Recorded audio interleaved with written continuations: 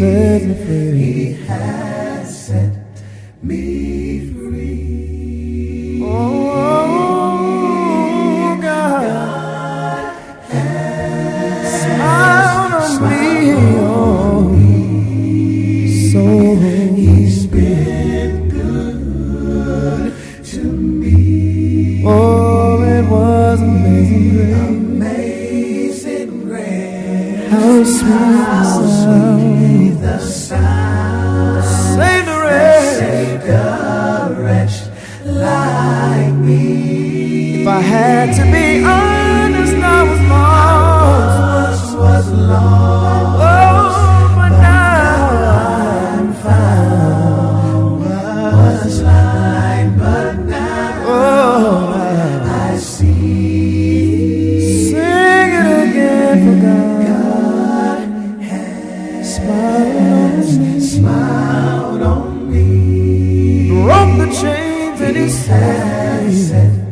me free. If I had one witness, I would say God on a sinful, broken down shell of a man, and He's been good to me. He's been good to me. Oh, He's been good. He's been good. so He's been good to me. so good, so good to me. So,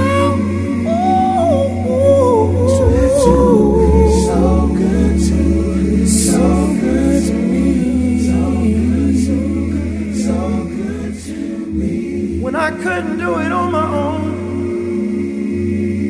God stepped in and He's been so good. So good to me. So So good. So good. So good. So good to me. so good to me.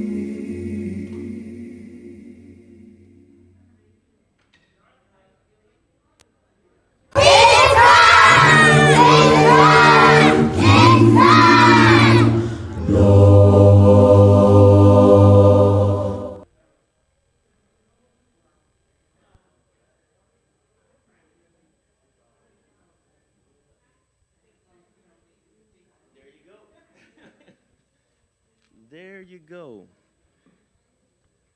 Good morning, everybody. We're going to go ahead and get started. So somebody's got my teacher's copy out there, but that's all right. Ain't no answers on it. There ain't no answers on it. But we are going to start with a prayer. Get ourselves in order. And let us bow. Heavenly Father, we thank you for this time that you've given us today to come in and study your word, and just pray that we'll be able to leave all the baggage outside the door and open our minds up to your instructions, and just pray that we'll be able to receive those instructions and follow them well.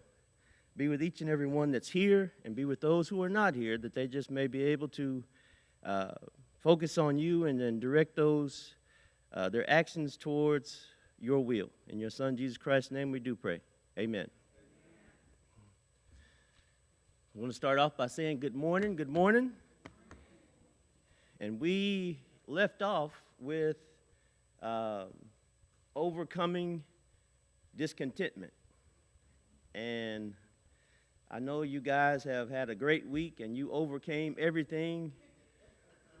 You are here early, so that's a good sign. But we used the passage of Psalms chapter 23, verses 1 and 2 for our introduction last week, just kind of describing and depicting the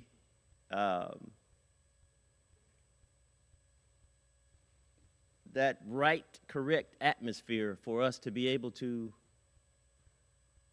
perform God's duties or God's will. And it started off with um, just kind of identifying what is contentment. And if you know what contentment is, then discontentment is just the opposite of that.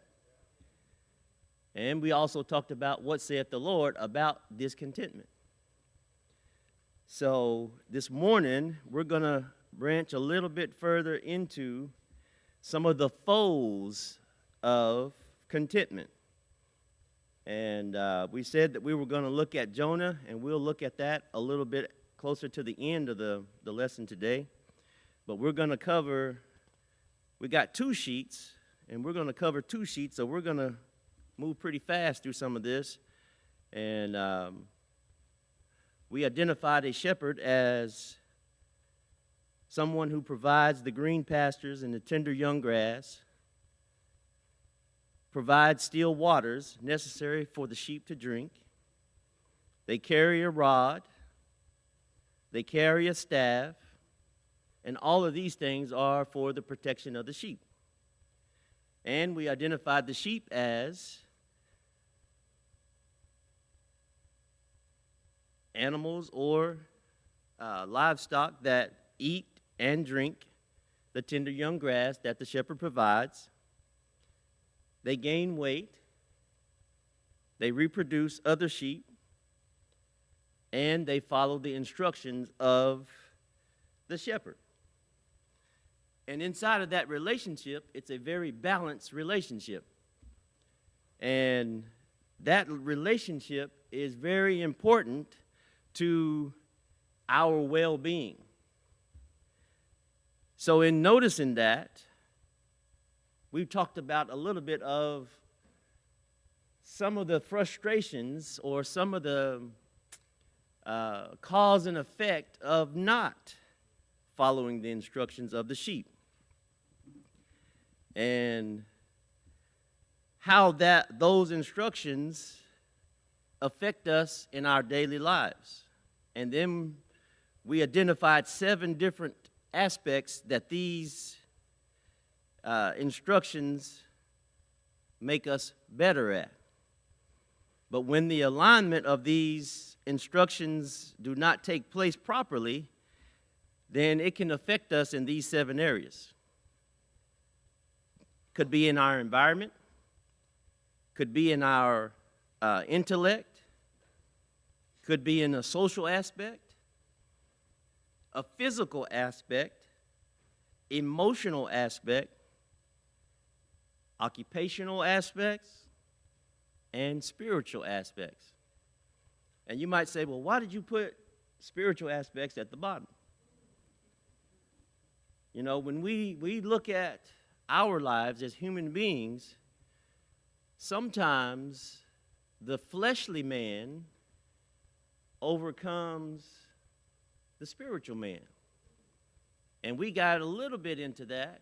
Last week we had some questions about, the spiritual aspects and trying to get better at it, because that's what this whole lesson is about. We want to be able to overcome discontentment. And 2 months ago, we looked at the prodigal son. And most of the time in that lesson, we always focus on the younger son. But the real lesson was the older son. But there were still 2 lessons inside of there. And the younger son had to forgive himself, whereas the older son just had to be able to,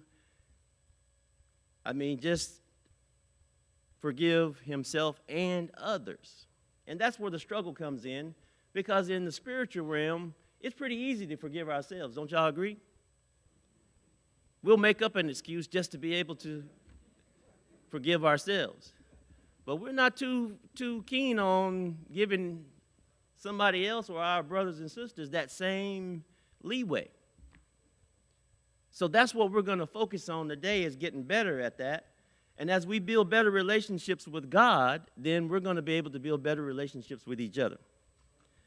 But keep in mind that these 7 dimensions is something that you need to focus on every single day, because if you don't focus on those, you're going to find yourself drifting to the side. So, The last thing that we want to identify on this page is, some of the personal endeavors versus some of the personal responsibilities. Because we get this category mixed up too, and it causes us a lot of issues. Wants and needs. Which one is more important? Needs. So, with that being said, the first one in the personal category under the wants is, I want to go back to college. Is that a good thing or a bad thing? Y'all are just torn already. Any decision that we make in life can be good and can be bad. It's all about how you go about it, the process that you use to be able to assess how it fits into your life, especially our spiritual lives. Now, do you think that our spiritual lives should be something that we consider first? Okay? Y'all pretty much all in agreement with that. No nays? It shouldn't be, because you're here today. You're here early. So with that being said, the first one just kind of identifies something that is needed and important in our lives, but yet at the same time can have a negative effect. And we talked about this a little bit. We had a question about this, and this is how sin creeps into our lives. It just don't rush in and bust open the doors and say, hey, I'm sin. It says, hey, you need to better yourself. You need to do this, you need to do that, and then it just a slow progress, because sometimes the college or whatever else takes the place or hinders us from being the best spiritual person we can be. How many of y'all like stress? Stress. Yeah, stress is something that's negative. When we become overwhelmed, when we feel like we're frustrated, that's the perfect time for Satan to do what? Yeah. He said, I can work with this. College. We want more money, but what comes along with it? Responsibilities, homework. You didn't like doing homework in high school. Why do you think you're going to like it in college? Because I'm learning. Yes, you are. You're learning, but sometimes you can learn a little too much. Because if you can't handle what you learn, then it always goes further than what you expected it to do. Oh, I need a master's now. We just jumped to the next category. So then you have a job. I want a new job. I'm tired of working on this job. I've been here for 20 years. I was broke when I came, and I'm broke when I'm leaving. And it's just that simple, because the rationale always likes change, but can you predict what comes with a new job? Now, whether you're forced to get a new job or you choose to get a new job doesn't really make a difference. As Christians, we have to learn with each opportunity, there's always going to be obstacles, good and bad. It just depends on the environment that we work in. That was the number one dimension that we need to really consider. How many of y'all have the opportunity to check out the job before you apply for it? We usually just look at the pay, right? Oh, that's $4 more than what I was making. But in $4 more, oh, you have more frustrations, more headaches. Now you're taking high blood pressure pills. Now your diabetes is up. You can't eat right. You're walking crooked. I mean, the simple things. Yeah, you knew you had bad feet when you was at the other job and was sitting down. And now that you got the new job, you need a what? You need a new car. You need a new wardrobe. We have to live up to the standard. But the standard is a little bit different for Christians. Y'all know that, right? But the human nature says we need to be or we need to look like we're more than what we are. I make $15 an hour. I need to look like I make $15 an hour. It becomes important, don't it? And if you don't have the right mindset, we go back to the prodigal son and we just charge it, borrow it, and it throws off our alignments in our everyday lives. You got a new car, you need new rims. You can't ride on the same tires that you had before. But on Wednesday night, we kind of talked about this because we have to be able to structure. And inside of structure, it goes back to the very top of the sheet to where the shepherd and the sheep have a very distinctive relationship. You know, one of the tactics that the shepherd used to use is putting oil on the noses of all of the sheep. Why would you think he would do that?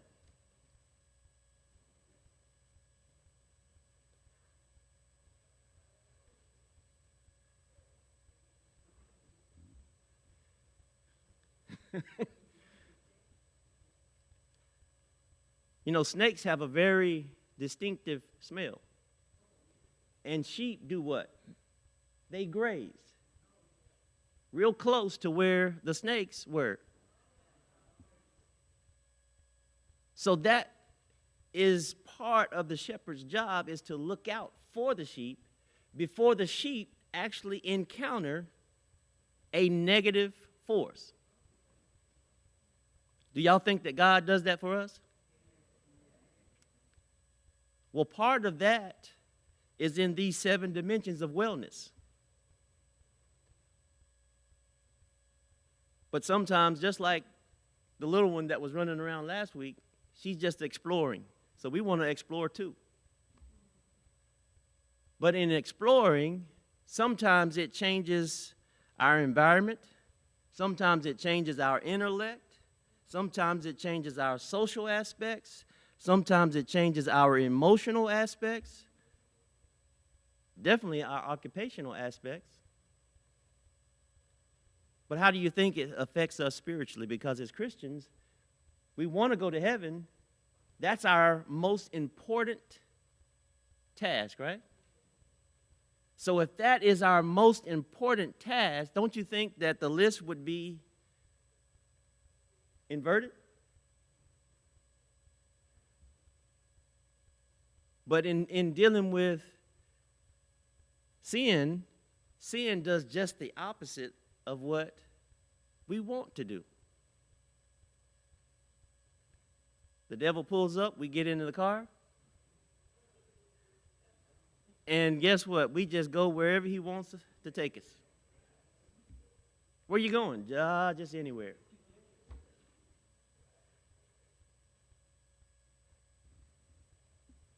So even the basic needs, like a new house, is that a need? Do you really have to be comfortable? You want to be comfortable at home, right? That is the one place to where you can go through all the troubles that you can, but when you come home, you close the door and you lock Satan out, right?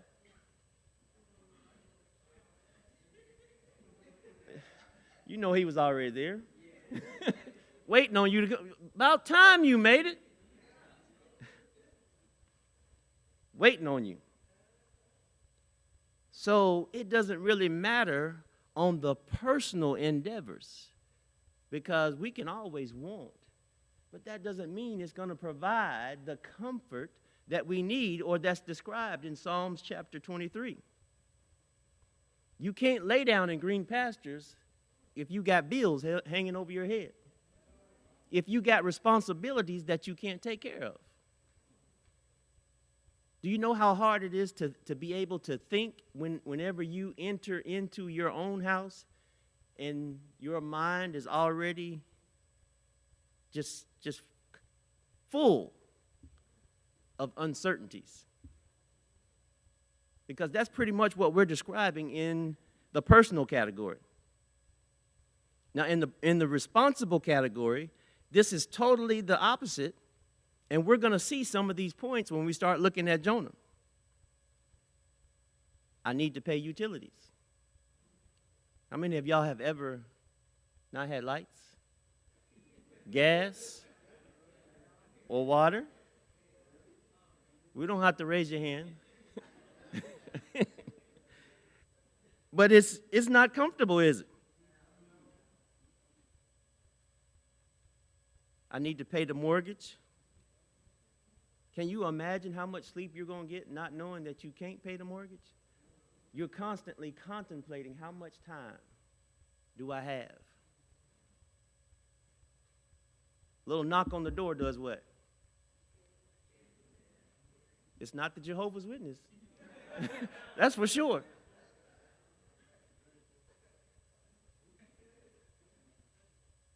The phone rings and your caller ID don't pick up. Who is this keep calling me? There you go. I need to buy food. We like to eat, don't we? We got to eat to live. Now, this one is more than a need. It's more than a want. It's more than a responsibility. Would you say that it's pretty close to or equal to spiritual? The spiritual aspect? You ever tried to focus on something and you was hungry? It's difficult, isn't it? The letters start to move. It's rough. And I can promise you, even if you have food, it has to be desirable. We had chili and rice for like a week and a half in the desert. I have struggled with chili and rice right now. And sometimes, even when you have something that's a necessity to life and you don't desire it, it brings a whole new category to your life. It brings you to a point to where you got food and the food doesn't mean anything. I remember growing up, we had vegetables 365. We had a garden and it was full all the time. But I didn't like a lot of vegetables, but at the same time, I hated for them. Man, who made those big spoons? I said I just wanted a little bit. They put that big scoop on there, you had to eat all of them green peas. And that's the way that responsibility comes. It comes in big portions, big servings. You want all of these wants, but then those wants turn into responsibilities. But we're going to flip the list today. And we're going to put your spiritual needs at the top and then everything else at the bottom. And in doing that, it brings us to our main course, dealing with some of the foes of contentment. And we're going to use Jonah to help speed us up with this process. Because some of the foes in being discontent will affect this first category, which will be your spirituality.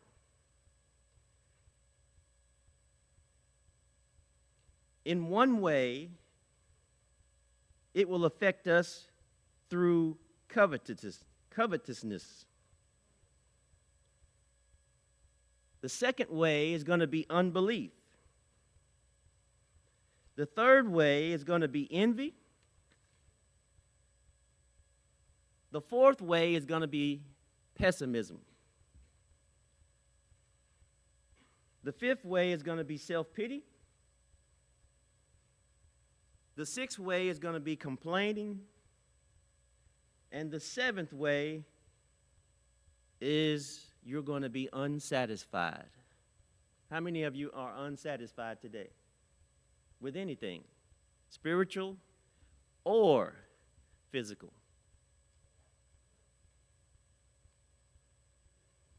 It's a common occurrence. It happens. So the real question is, how are you going to handle it? How many of you brought your troubles in with you today?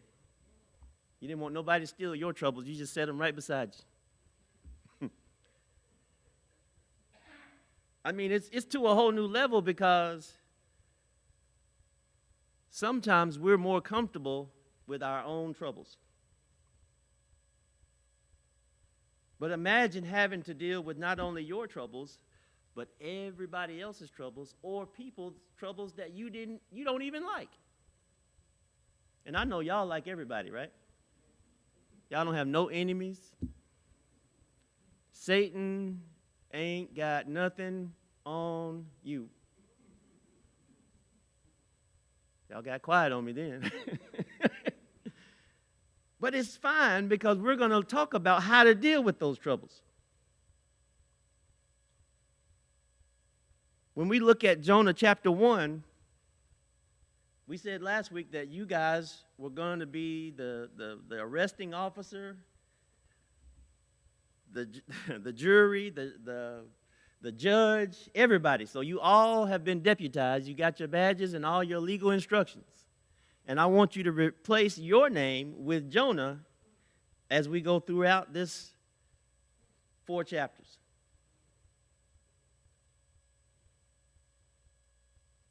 Because you get to judge yourself on what you would do. Because in verse number 1 and 2,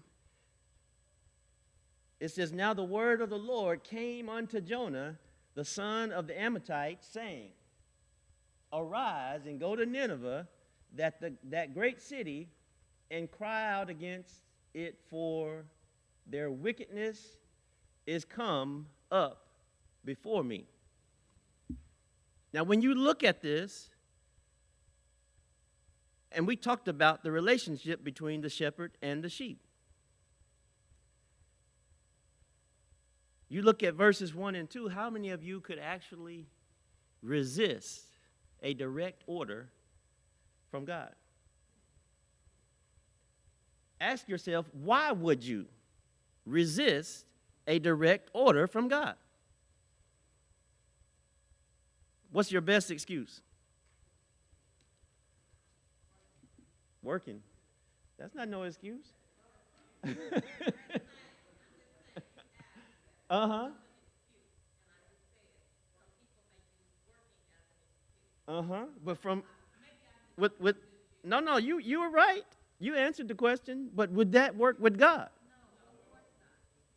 Now, we talked about last week, the question was asked, how do we know? How do we know how do we measure our own spirituality? Because we said a direct order. I want you to go to Nineveh. Now, if you have a relationship with the shepherd, if you trust the shepherd, let me rephrase the question. What would be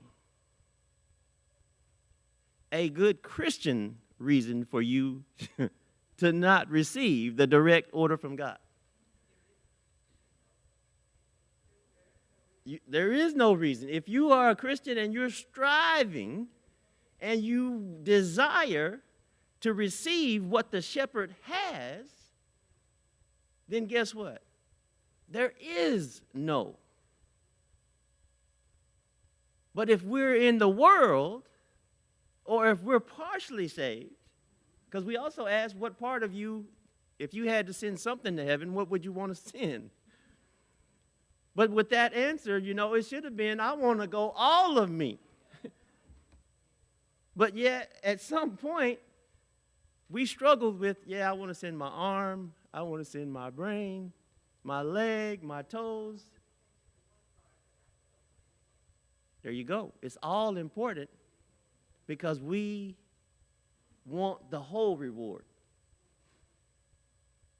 Now, when we strive for something, then Jonah was a prophet. He came from a long line of prophets. You are a prophet.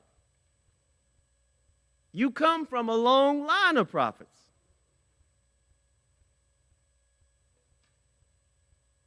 Do you know how important it is to be able to receive instructions?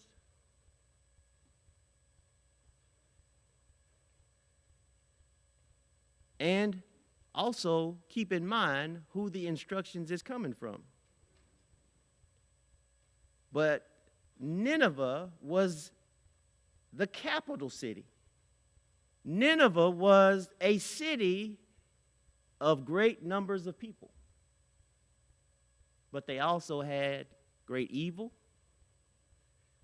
a whole lot of problems. And in looking at that city, they never got along with Israel, right? Matter of fact, God had already used them to what?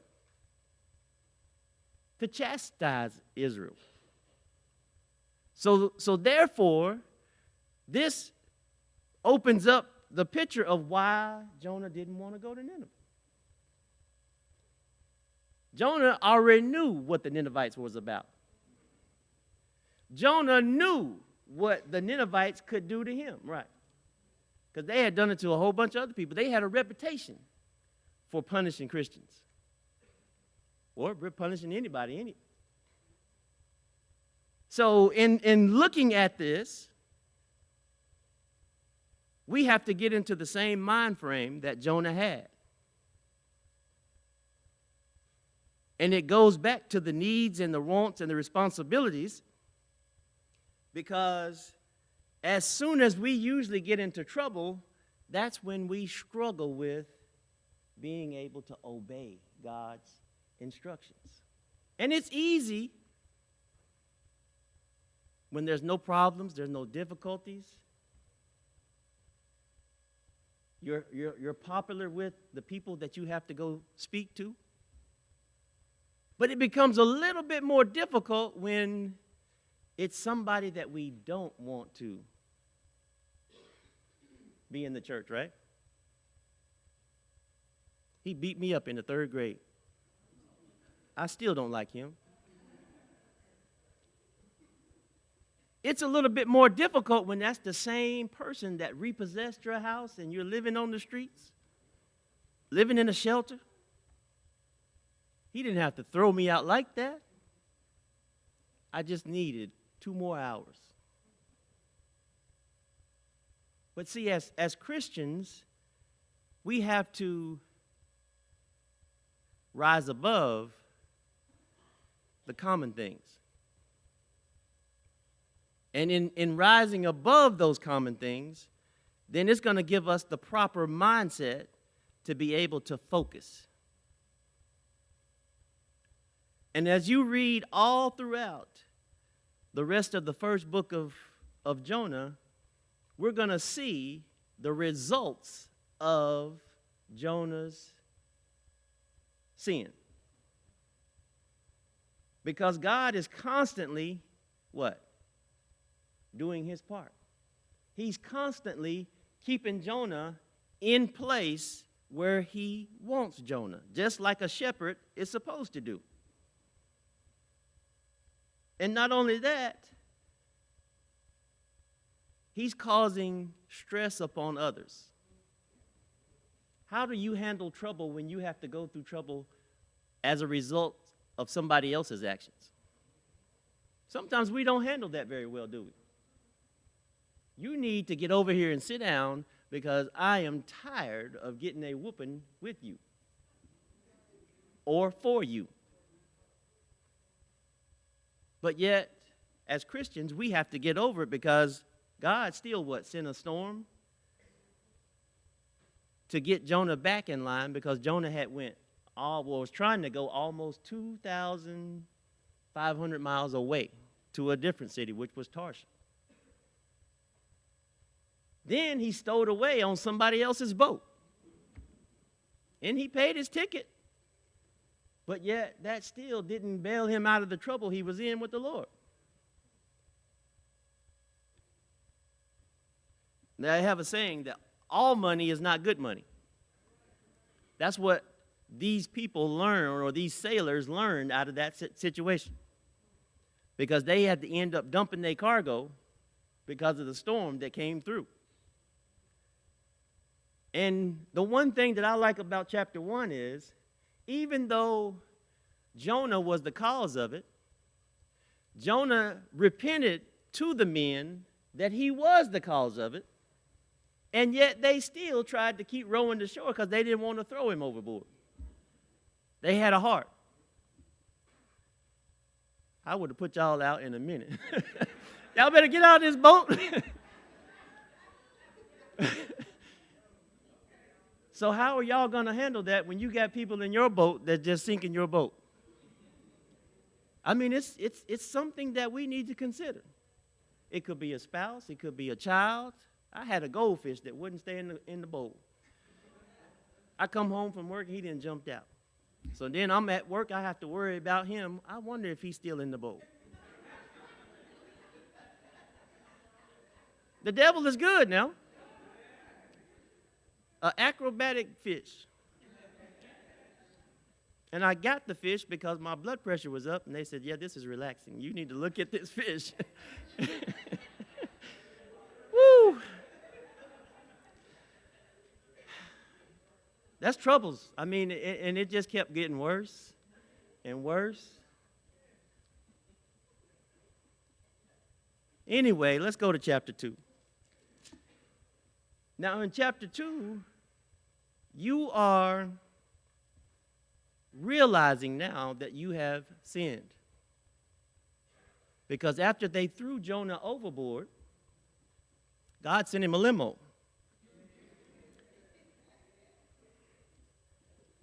Y'all like riding in limos, don't you? We want to be comfortable.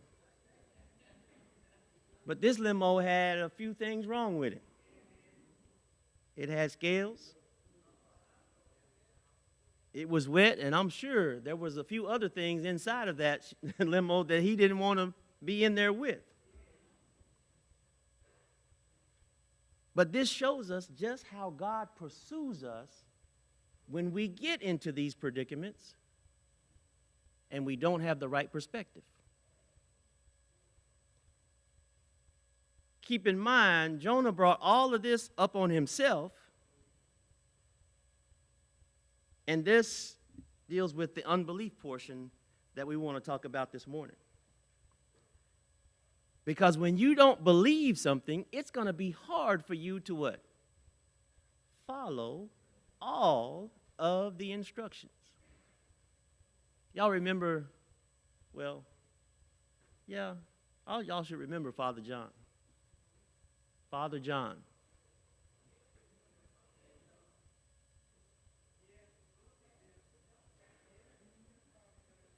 You know, that was, I never heard of that. You know, it was a medication that you took every day. Whether you were sick or not, it was to prevent you from getting sick. Now, what kind of sense does that make? I'm perfectly well, but I have to take a medication to keep me from getting sick. That's what my body naturally does, is protects. And once again, you got one of those big spoons that it comes in.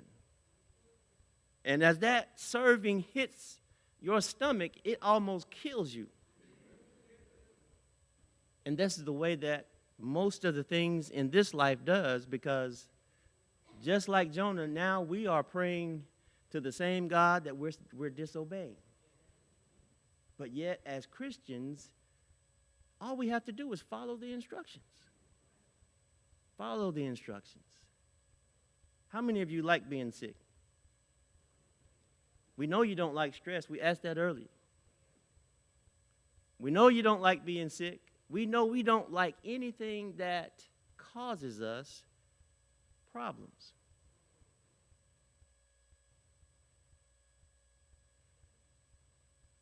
So as we go through life and we have troubles, we have trials, all we have to do is realign ourselves, because that whale picked up Jonah and took him where he was supposed to be. You said, what's your point? My point is, if God has something for you to do or something for you, it's going to happen anyway, because it's his will. That's why we need to understand the relationship of the shepherd and the sheep. The shepherd has that big hook on the sheep to snatch you back to where you're supposed to be, away from danger. Then as we go to chapter 3, it says Jonah's second chance. When that whale spit Jonah out on the bank, Jonah was ready to go to Nineveh. Just like some of us was happy to get here today, wasn't we? We'll see how many of you come back tonight.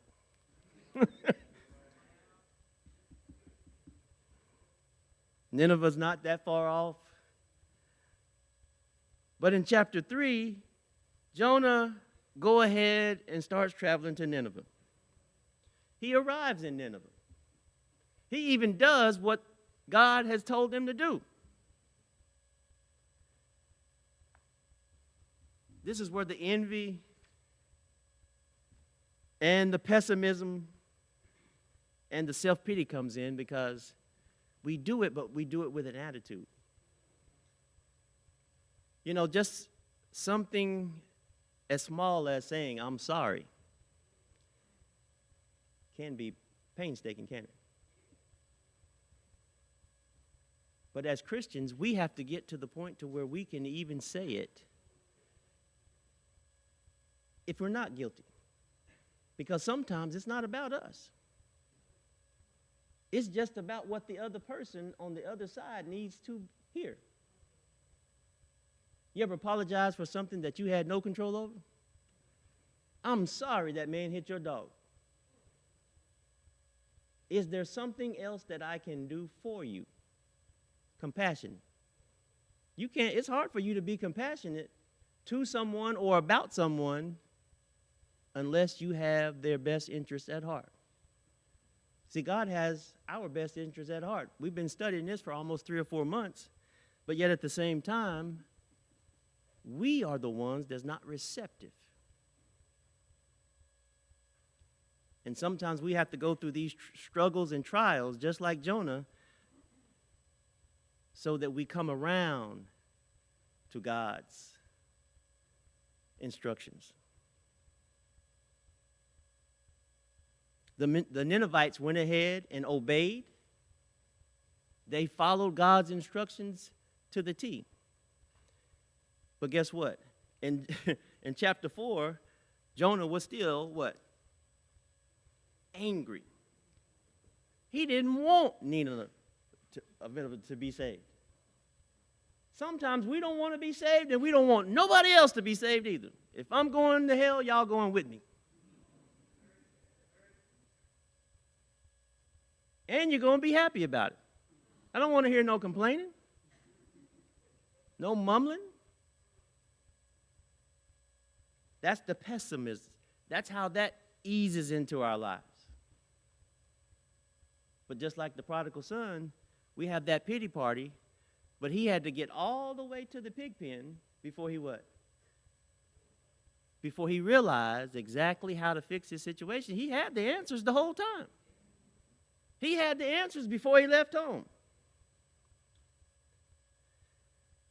But yet, we have to go through these same struggles and trials as well. Now, next week, we're going to look at Job, the end of Job, because that's a long story, but at the same time, as Christians, we ought to be able to have the mindset to go through anything and still come out with the right mindset that Job had. Because it wasn't about anybody else but what? Job. And then I want you to take it personal today and have the right mindset to know that it's not about anybody else in this room but you. You are in charge of your own boat. But if you don't take it seriously, why should anybody else? That's our lesson for today. We're going to keep it real simple and bring your badge back next week because you'll be in that same position. And I like that one because I can identify with Job on this. And you've done everything that you're supposed to do, and yet you still have to go through. Can you come out on the other side? Let us pray. Lord, we just come to you today thanking you for the time that you've waken us up and to be able to come out and study your word. And just pray that we'll apply this to our lives and just allow us to be able to apply it from the Christian standpoint and the point that we are trying to receive your reward. And in trying to receive that reward, we know that we're going to have responsibilities, we're going to have trials, we're going to have tribulations, but just help us and give us the strength to overcome and allow us to be able to help others do the very same things. In your Son, Jesus Christ's name, we do pray. Amen.